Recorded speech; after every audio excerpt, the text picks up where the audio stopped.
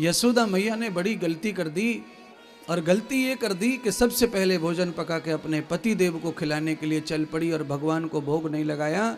तो रास्ते में मैया को तृणाव्रत नाम के राक्षस ने पकड़ लिया। तृणाव्रत पूरे गांव का जो कूड़ा करकट होता है वो हवा के गोल बवंडर सा बन के गांव में घूमता है। मैया उसके चपेटे में आ गई, सारा भोजन खराब हो गया, मैया की साड़ी वगैरह सब उड़ गई। यशोदा दौड़कर घर आई, तूफान आ गया है, बालक को कुछ न हो जाए। देखा तो घर में आधा अधूरा भोजन किचन में छोड़ गई थी, वो सब गंदा हो गया। यशोदा मैया ने यह गलती की पहली। कल आप कथा सुन रहे थे, आचार्य जी के लिए भी खाना यशोदा ने बनाया था। यशोदा आज खाना बना रही है तो यहां गलती कर बैठी। पहले खाना बनाया पंडित जी के लिए, वहां पर बहुत सारे गुण डाल दिए भोजन में, और यहां गलती कर बैठी। गलती का मतलब है हर सुलक्षणी औरत से कभी कभी गलती हो जाती है। कोई कितना भी नियम धर्म से पकाए, कभी ऐसा हो जाता है। कई बार आपसे भी हुआ होगा कि तवे पे रोटी पड़ी और आपको दरवाजा खोलने जाना पड़ा हो। कई बार आपसे हुआ होगा कि आपकी आधी रोटी बिल गई, आधी बाकी है, बेलन रख दिया रोटी के ऊपर, तब चकड़े के ऊपर, और आपको किसी काम से जाना पड़ा। बच्चा गिर गया, रो रहा है बिस्तर पे, बच्चे का माथा फट गया, खून निकल गया, रोटी पड़ी है।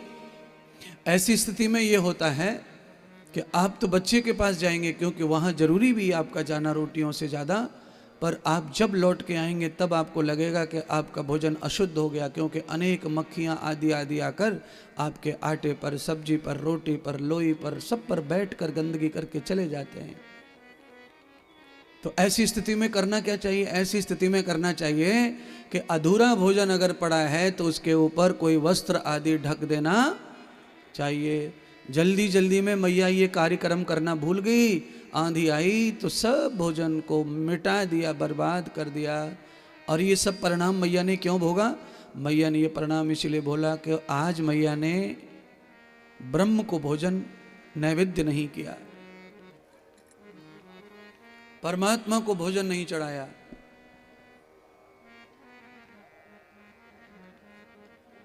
अब परमात्मा को भोजन नहीं चढ़ाया तो उसका फल है कि भोजन मिट्टी के समान हो गया।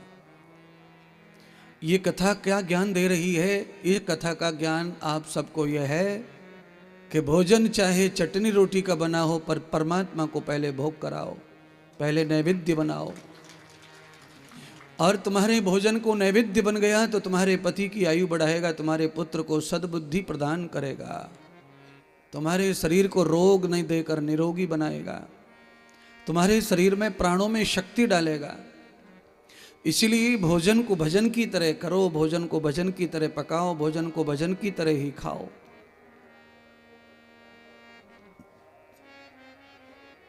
कभी कभी क्या होता है, माताएं बहनें पुरुष सर्दी वर्दी कभी कभी हो जाए तो आदमी पूजा पाठ करते करते भी नाक पहुंचता रहता है, पूजा पाठ भी करता रहता है, उसको भास नहीं रहता। उसको ये भी रहता है कि पानी हो गया नाक में, कहीं टपक ना जाए, गिर ना जाए, तो वो बीच में एक आध बार पहुंच लेता है, भले ही कपड़े से पहुंचता, रूमाल से पहुंचता हो। पर पूजा के समय अगर ये दुर्घटना हो जाए तो पूजा मत करिए, उठ के जाओ, कम से कम हाथ और मुंह धो के आओ, भगवान को फिर स्पर्श करो। कपड़े की मदद से भी आपने अगर मल को धोया है, पोंछा है नाक को, तो भी परमात्मा की पूजा के योग्य हाथ नहीं है।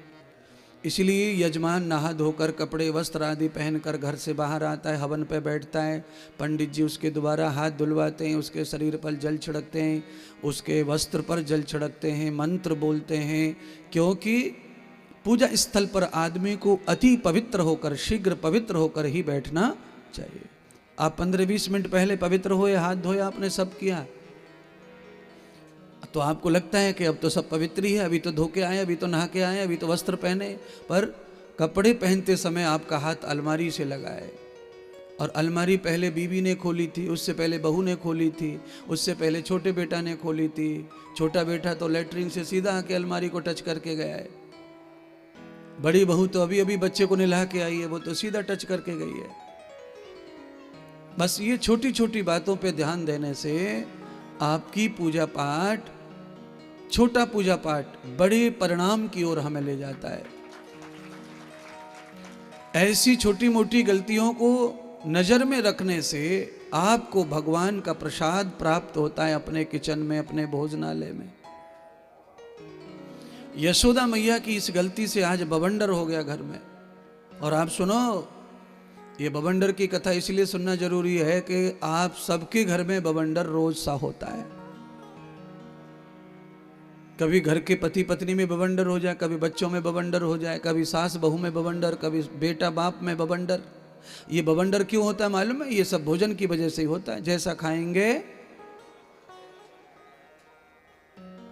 आप तो बड़े ज्ञानी, सब बातें जानते हैं। ऐसे ही सुनते रहे दो चार और कथा, तो हमें तो हिमालय भेजने की तैयारी पूरी कर रहे हो हैं? आप तैयारी कर रहे हो ऐसा नहीं है, हमारी भी तैयारी चालू है, दोनों तरफ से है। तुम सीख लो, हम फ्री हो जाएं। क्योंकि मेरा उद्देश्य कथा करने के पीछे मात्र और मात्र इतना है कि कुछ वृद्धों की, कुछ गायों की, कुछ जरूरतमंदों की सेवा होती रहे, और कुछ लोग दारू छोड़ते रहें, बीच बीच में थोड़ा अंडा छोड़ते रहें, मांस छोड़ते रहें, गुटखा से बचे रहें। मेरा उद्देश्य कथा को इतना ही है, और मेरा कोई उद्देश्य कथा को लेकर नहीं है। समाज कैसे विस्तृत सात्विक हो सकता है, मैं तो वही व्याख्यान सुनाता हूं।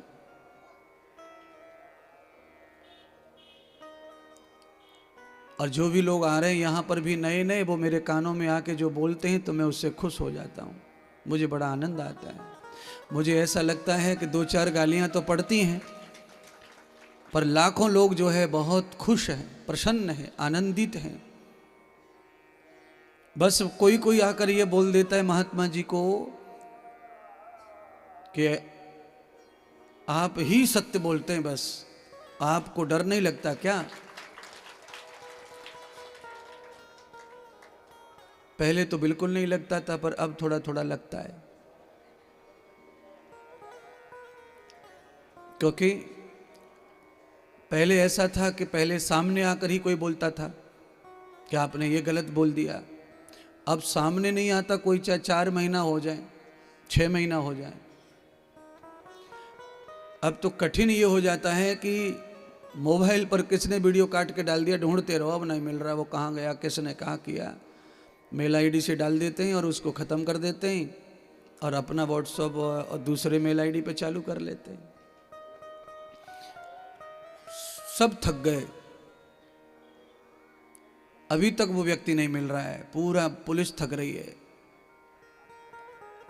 और ऐसा तो है नहीं कि कोई छोटी मोटी पुलिस से हम करवा रहे होंगे इंक्वायरी, इतना तो हमारा है स्तर के, हम बड़ी पुलिस से भी करवा रहे हैं, पर मिल नहीं रहा। वो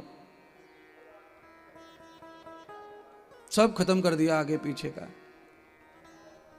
कहने का अर्थ यह है, सत्य के लिए समाज में, मार्ग में बहुत सारे कांटे हैं, पर सत्य के बगैर ये सत्य प्रकृति और ये संसार चलेगा भी नहीं। झूठ से नहीं संसार चल सकता है। झूठ संसार में केवल शोभा के लिए, ऐसे समझो जैसे आपके बर्थडे में गुब्बारे लगा दिए, सजा दिया, ये कागज के फूल लगा दिए, सजा दिया, चारों तरफ कागज के गुदगुदे लगा दिए, सजा दिया, ये सब झूठ का शोभा है, ये झूठ की शोभा है। बहुत जल्दी सज जाता है घर। दुकान पे चले जाओ, सब सामान सजाने के लिए खरीद के ले आओ और सजा दो। घर को जब आप अच्छी तरह जब पक्का सजाते हैं, तो आपको पक्का सजाने के लिए प्रिंटर बुलाना पड़ता है, चित्रकला बुलाना पड़ता है, कलर मारना पड़ता है, दीवालों को सही करना पड़ता है, तो आपको महीनों निकल जाते हैं। और आपको झूठ से सजाना है तो एक ही दिन में सारा चमाचम हो जाएगा। पर बात यह है, रोज आपके झाड़ू में 2 गुब्बारे मिलेंगे, रोज। आज झाड़ लो, 3-4 पड़े फूटे फाटे, वो पतंग सी उड़ती रहती हैं, वो गिर जाती हैं 2 दिन में, 4 दिन में। क्योंकि झूठ का ज्यादा दिन पसारा नहीं चलता। और सच जो है वो बहुत लंबे समय चलता रहता है, संघर्ष के साथ है, कांटों के साथ है। पर आप ध्यान रख लेना, मोहब्बत में, प्यार में कोई, आज तक मैंने किसी को नहीं देखा कि किसी ने गेंदे का फूल दिया हो, झंडू का फूल दिया हो। प्यार में तो लोग गुलाब का ही फूल देते हैं, और गुलाब के फूल में कांटा होता है।